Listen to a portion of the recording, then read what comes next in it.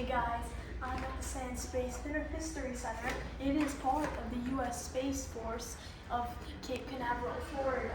So why I'm here is that they have a little event for kids to build model rockets that you can build and actually fly them. You put an egg in this capsule and hoping that it goes up and then it lands safely. If it crashes, well, good luck. So yeah, it's like a little museum with an area. They have events for building model rockets, as I said. So this is my rocket. And there's a lot of medals over here, as you can see, from the U.S. Air Force.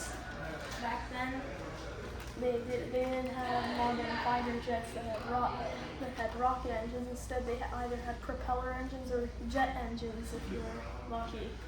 And this is the area where they're going to be having the event.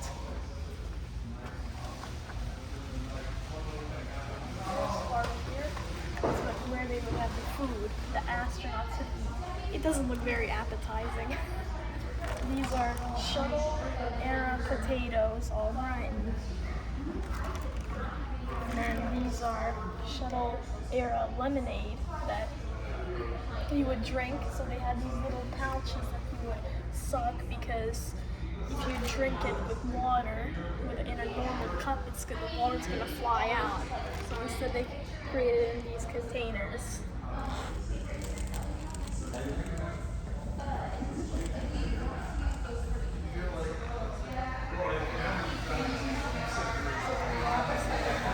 This is the first rocket of the tour, the UGM-93A Trident 1.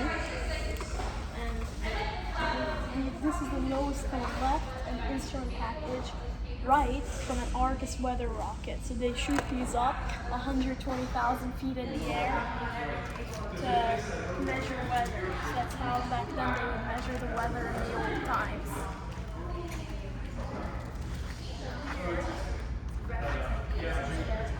Space Force uniform. And also, the first bigger rocket is the Atlas V.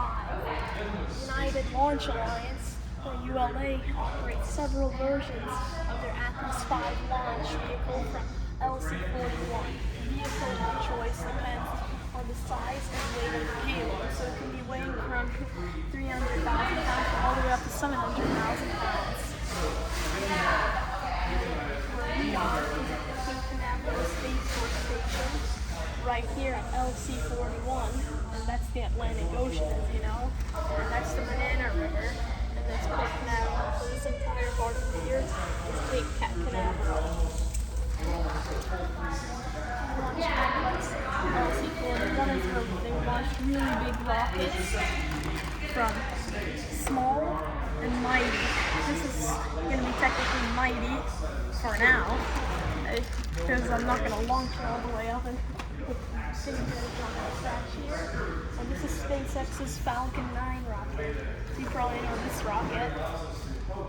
The Falcon 9 is a partially reusable launch vehicle. So basically it's kind of like the space shuttle, where they launch it up into space and they can land it back. So it's kind of like that.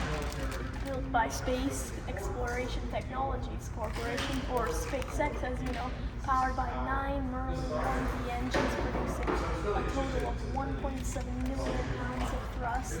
Falcon 9 is able to place 30,000 pounds payload into low Earth orbit and 18,000 pounds into a geostationary transfer orbit. Probably you don't even know what those words means. Neither do I, but it's kind of fun to read. This is a quite big rocket. So this is the Delta IV medium.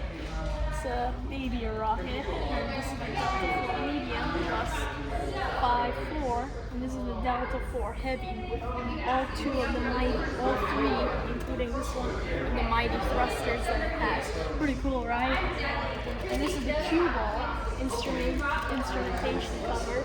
At the tip of the Saturn launch vehicle was a sensitive instrument known as the cue ball, which used the monitor the direction of the rocket as it climbed through the atmosphere. The Okay, so this is Nigerian air pressure computed by engineers.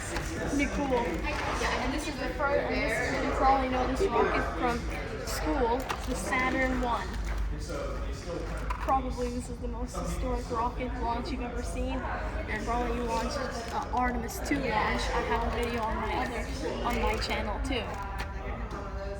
This is the Atlas 2, developed from the original Atlas intercontinental ballistic missile. I remember what they're using the intercontinental ballistic missile for. And here are some images of it. And this old area is at the mission control, presumably. Pretty cool. And that is a Apollo 1 mission patch from almost 60 years ago. Wow. And this is the Minuteman.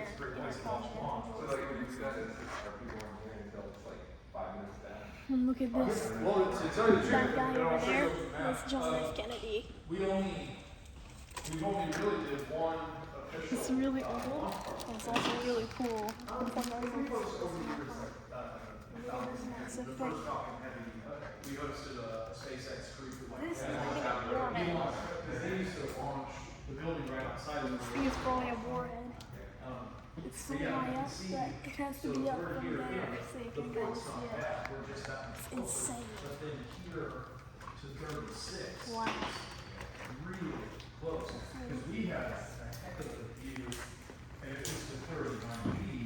This is the PGM-9 Jupiter re-entry vehicle.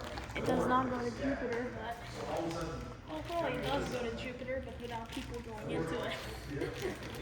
The PGM-19 Jupiter pioneered the use of an collaborative re-entry vehicle, RV, it's not a recreational vehicle, to protect its payload from the intense heating caused by re-entering the atmosphere. That means it's going over 50,000 miles an hour, and obviously it's going to make some fire. And at Mach 20. That's 50,000 miles an hour. The aluminum skin is covered with a phenolic resin that dissipates the heat by flaking off or vaporizing. Kind of like here that you can see that the skin kind of flaked off. This is the aluminum cover right there. And this is the Gemini vehicle test control. It's really cool. It has a microphone, a launch panel, a system, warning system control, and even a phone, like one of those old school phones. It's a shame that I can't touch these things though, although for a reason though. Very cool. The idea is you stay in air conditioning, food and beverage, air conditioning, and then watch the T-minus, and then once it's looks like it's a elastic structural systems environmental tests, or, as you know, ACIT in abbreviated form. This thing by the U.S. Air Force. It's pretty cool. More pictures over there. This is where they launch the rockets. It's so super cool. Over here, an engine. The engine rocket engine. You can see all the parts of the engine. It's not a piston engine in the cars that you'd normally find. Although it would be really cool if they put one of these things in a car.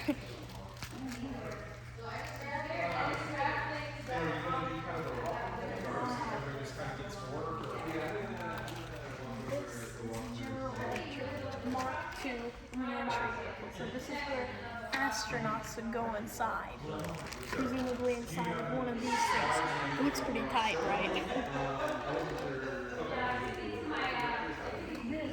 is one of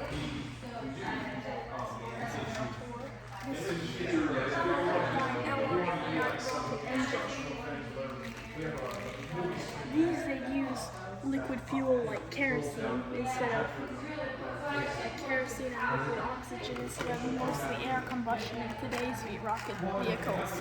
Wow.